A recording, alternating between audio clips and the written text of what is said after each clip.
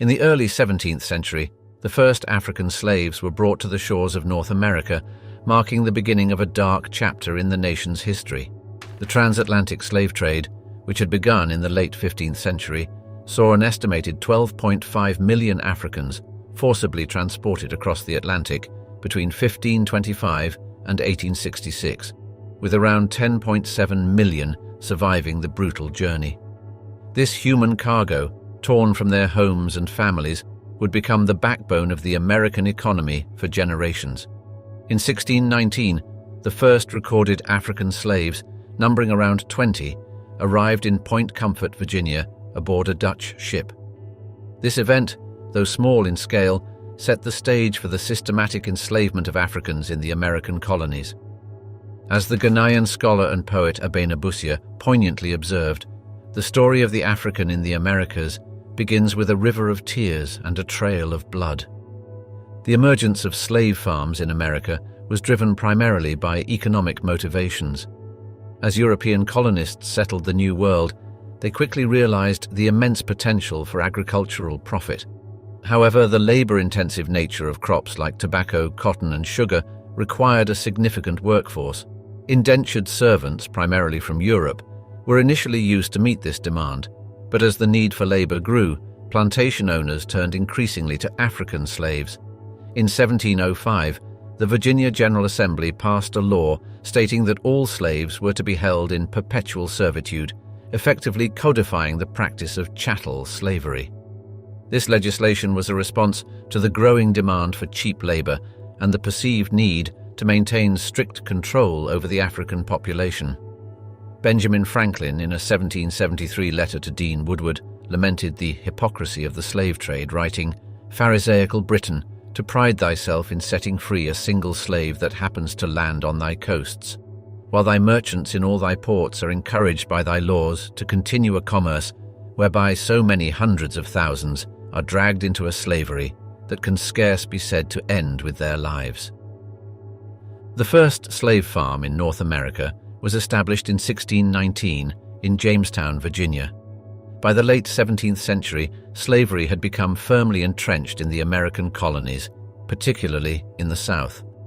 The invention of the cotton gin by Eli Whitney in 1793 revolutionized the cotton industry, making it even more profitable and leading to a dramatic expansion of slave farms across the southern states. In South Carolina, for example, the slave population grew from around 7,000 in 1700 to over 100,000 by 1790. This rapid expansion was fueled by the insatiable demand for cotton from the textile mills of the North and Great Britain. As the abolitionist William Lloyd Garrison observed in 1831, "We are going to decide the question whether the slave-holding, soul-driving system shall be continued, whether the bosoms of our northern freemen shall be made the receptacles of its spoils, and their hearts the abettors of its abominations." Slave farms quickly spread across the American South, concentrating in the coastal regions of South Carolina, Georgia, and Virginia, as well as the fertile lands along the Mississippi River in Louisiana and Mississippi. The 1860 United States Census recorded a slave population of nearly 4 million, with the majority living and working on the estimated 46,200 plantations throughout the South. In Louisiana, the number of slaves grew from around 4,000 in 1720 to over 331,000 by 1860, with many working on the state's infamous sugarcane plantations. The Whitney Plantation in Wallace, Louisiana, which is now a museum dedicated to the history of slavery, serves as a stark reminder of the brutality and scale of the slave trade. As the former slave and abolitionist Henry Bibb wrote in his 1849 autobiography, "Slavery is a system of inhumanity that is founded in blood, cherished in blood, and can only be abolished in blood." Life on these slave farms was brutal and dehumanizing. Slaves were subjected to back-breaking labor from sunrise to sunset, with little rest and often under the threat of physical punishment. Frederick Douglass, a former slave who became a prominent abolitionist, described the conditions on a plantation in his 1845 autobiography. Narrative of the life of Frederick Douglass, an American slave.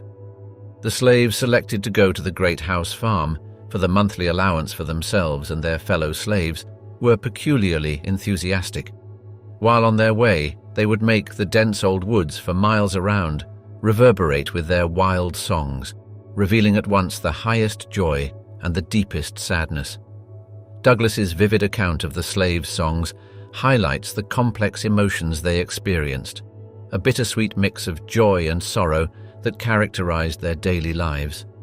Another former slave, Harriet Jacobs, who escaped to freedom in the North, described the psychological toll of slavery in her 1861 autobiography, Incidents in the Life of a Slave Girl.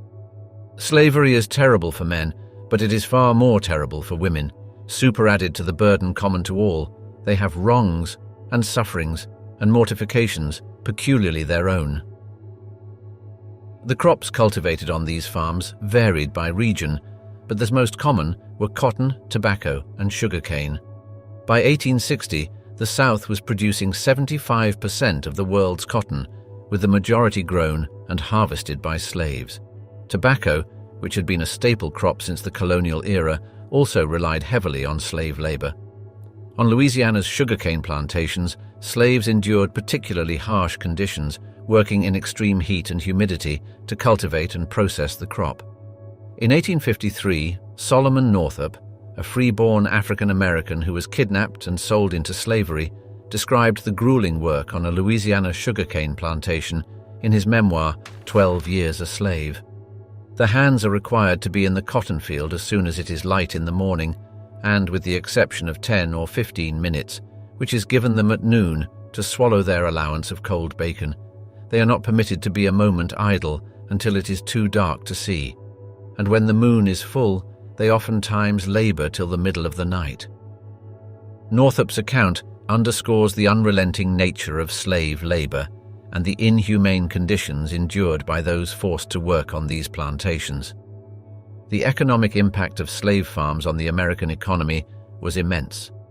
By 1860, the value of the South's slave population was estimated at $3 billion, equivalent to nearly $75 billion today.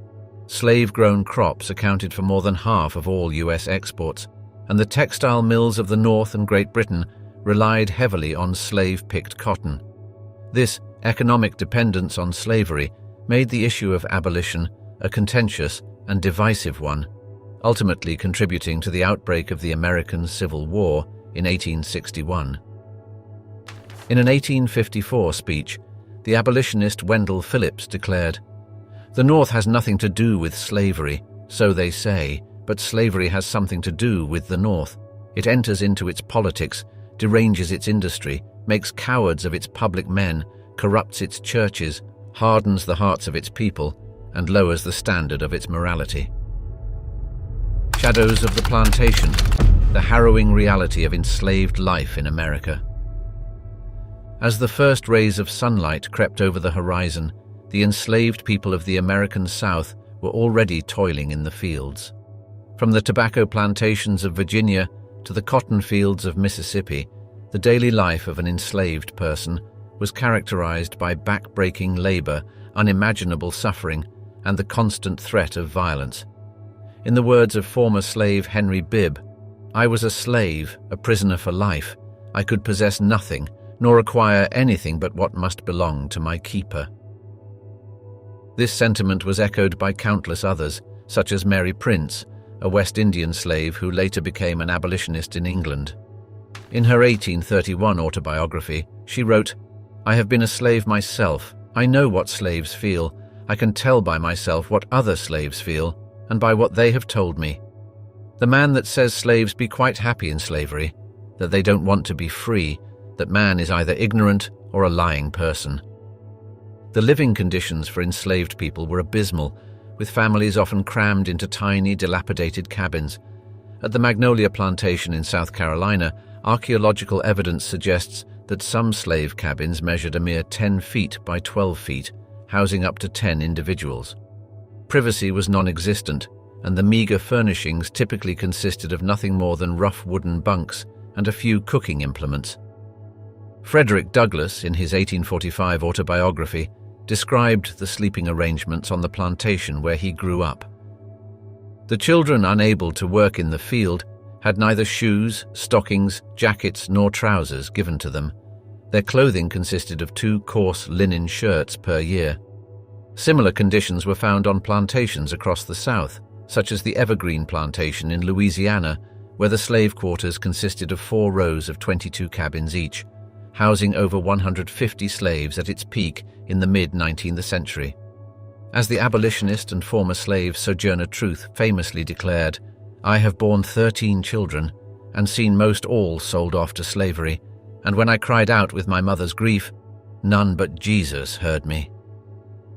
Food was scarce and of poor quality, with enslaved people often subsisting on a diet of cornmeal, pork fat, and molasses. On some plantations, slaves were forced to grow their own vegetables in small garden plots to supplement their meager rations. In his 1853 memoir, Solomon Northup recounted the inadequate provisions given to slaves on a Louisiana plantation.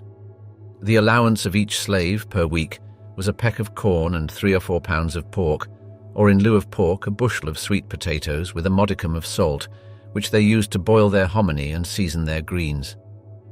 This sparse diet led to widespread malnutrition and diseases such as pellagra, a vitamin deficiency that causes diarrhea, dermatitis, and dementia. The workday for enslaved people was long and grueling, typically lasting from sunrise to sunset.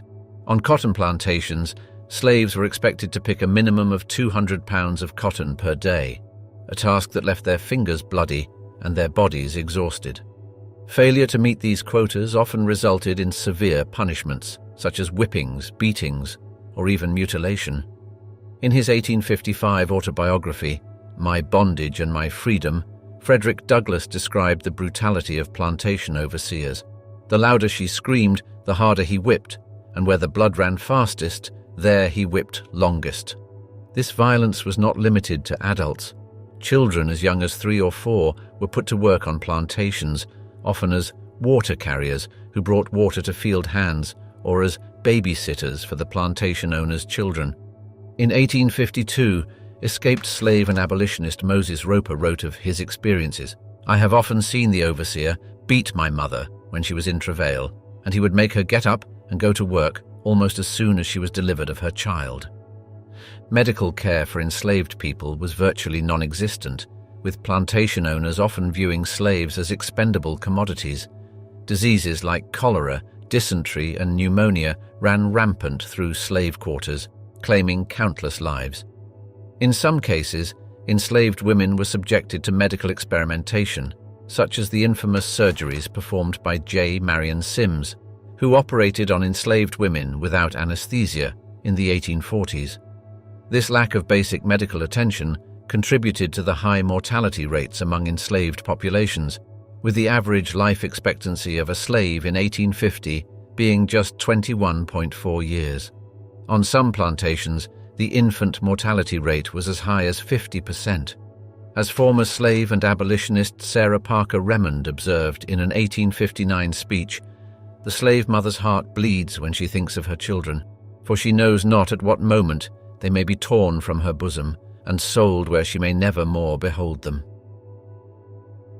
The psychological impact of slavery on those who endured it cannot be overstated. Families were torn apart, with children ripped from their mothers' arms and sold to distant plantations. The mistreatment of enslaved women by white slaveholders was rampant, as illustrated by the tragic story of Celia, an enslaved woman in Missouri, who was repeatedly subjected to unwanted advances by her owner and later executed for killing him in self-defense in 1855. The constant fear, degradation, and trauma experienced by enslaved people left deep scars that echoed through generations. As the former slave and abolitionist William Wells Brown wrote in his 1847 memoir, "Slavery has fixed a deep gulf between the two races, a dark abyss into which I fear both the oppressed and the oppressor will ultimately fall." This trauma was compounded by the systematic dehumanization of enslaved people who were treated as property rather than human beings.